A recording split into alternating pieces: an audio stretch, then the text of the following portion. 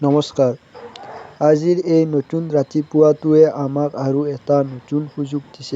আমি প্ৰায়ে ভাবোঁ যে আমাৰ জীৱনটো বৰ কঠিন। আমি যি বিচাৰো সেইটো পোৱা নাই। কিন্তু মনত ৰাখিব, পৃথিৱীৰ আটাইতকৈ ধনী ব্যক্তিজনেও আজিৰ এই ৰাতিপুৱাটো কিনিব নোৱাৰে। এইটো আপুনি উপহাৰ হিচাপে পাইছে। যোৱাকালি কি হ'ল সেইটো পাহৰি যাওক। আজি আপুনি কি কৰিব পাৰে সেইটোহে আচল কথা। আজিৰ যুগটো হ'ল তুলনাৰ যুগ। কাৰোবাৰ নতুন গাড়ীখন দেখি বা কাৰোবাৰ চাকৰিৰ ফটো দেখি আমি নিজক সৰু বুলি ভাবিবলৈ লওঁ।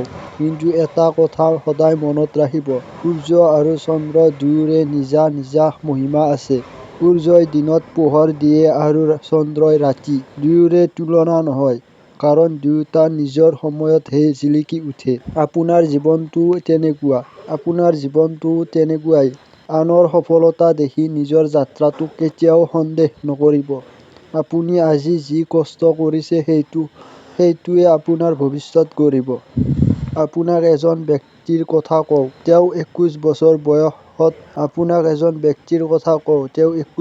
বয়সত ব্যৱসায়ত ব্যৰ্থ হৈছিল।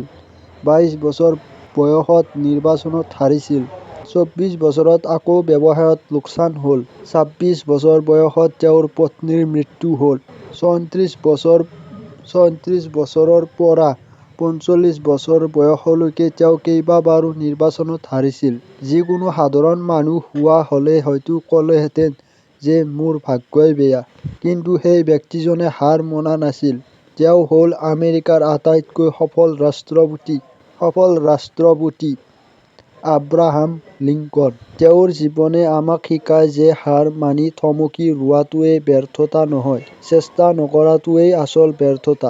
সফলতা মানে কেৱল কোটি টকা ঘটা নহয়। সফলতা মানে হ'ল কালিৰ তুলনাত আজি আপুনি এজন ভাল মানুহ হোৱাটো। যদি আপুনি আজি কাৰোবাৰ বাবে অলপ হাঁহিৰ কাৰণ হ'ব পাৰিছে বা নিজৰ কামটো অলপ বেছি ভালকৈ কৰিছে, তেন্তে আপুনি সফল। নিজৰ ওপৰত বিশ্বাস ৰাখক।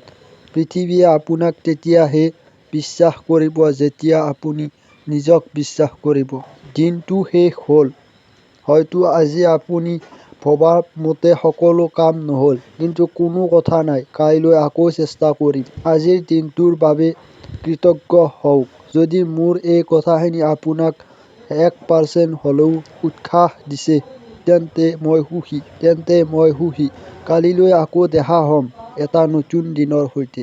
আপোনাৰ সপোনবোৰ জীয়াই ৰাখক। শুভ ৰাত্ৰি।